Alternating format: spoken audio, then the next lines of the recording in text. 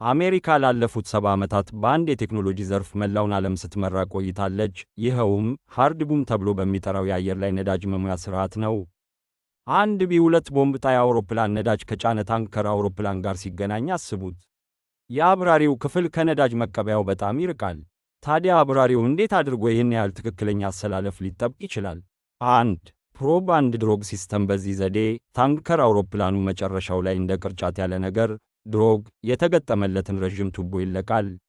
ነዳጅ የሚቀዳው አውሮፕላን ፓይሎት የአውሮፕላኑን ዘንግ ፕሮብ በጥንቃቄ አነጣጥሮ በዚያች ቅርጫት ውስጥ ማስገባት አለበት። 2. ፍላይንግ ሃርድ ቡም ሲስተም።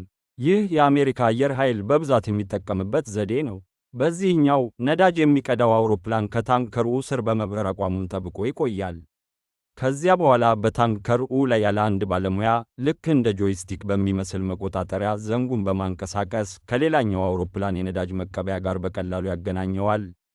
ለማጠቃለል ወደ ፍጥነትና አስተማማኝነት ሲመጣ የሃርድ ቡም ዘዴ አሁንም ተመራጩና የዚህ ቴክኖሎጂ ጎልድ ስታንዳርድ ተደርጎ ይቆጠራል።